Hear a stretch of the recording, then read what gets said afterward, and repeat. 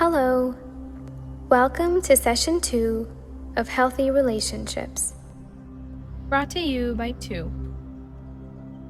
We would highly recommend to pause and re-listen at any point to get more clarity or re-listen to the entire session. This series is catered to everyone in a relationship, dating, live-in, or married, or wanting to get into one. Healthy relationships don't look the same for everyone, since people have different needs. Your specific needs around communication, intimacy, affection, space, shared hobbies or values, and so on may change throughout life. So, a relationship that works in your 20s may be nothing like the relationship you want in your 30s. Thus, it's no good pretending that any relationship has a future if your record collections disagree completely, or if your favorite films wouldn't even speak to each other if they met at a party. Isn't it true?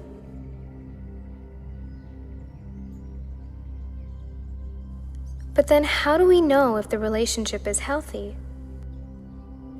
Some of the signs to look out for are open communication.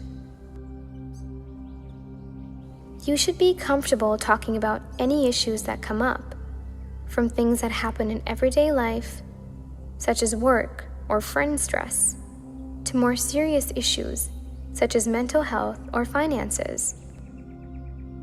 Even if you both have a different opinion, you listen without judgment and then share your perspective, without belittling your partner.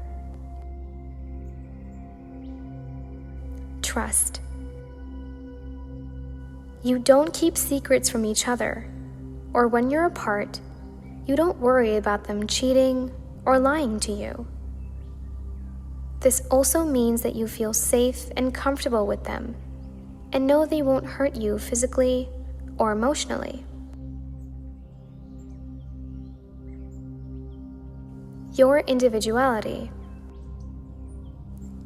Healthy relationships are best described as interdependent.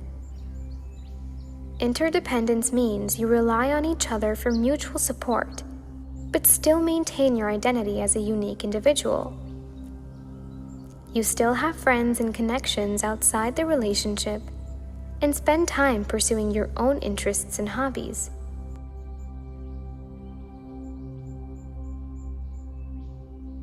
Inquisitiveness. You hold flexible mindsets about each other and are not fixated on who they used to be or who you think they should be. It involves realism and willingness to consider or talk about how to better your relationship if it becomes less fulfilling. Personal space. Most people in healthy relationships prioritize spending time together, but you also recognize the need for personal space and time on your own. Maybe you spend this time relaxing solo, pursuing a hobby, or seeing friends and family. Whatever you do, you don't need to spend every moment together or believe your relationship suffers when you spend some time apart. Lighthearted, playful moments. It's important to make time for fun and spontaneity when the mood is right. If you can joke and laugh together, that's a good sign. But please remember not to make jokes about things that can hurt your partner.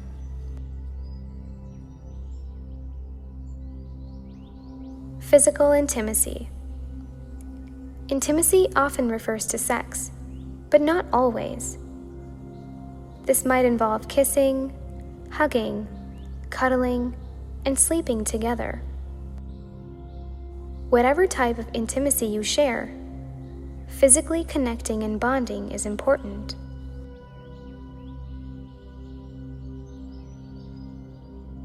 teamwork. You work together and support each other, even when you don't see eye to eye on something or have goals that aren't exactly the same. It's just like having each other's backs.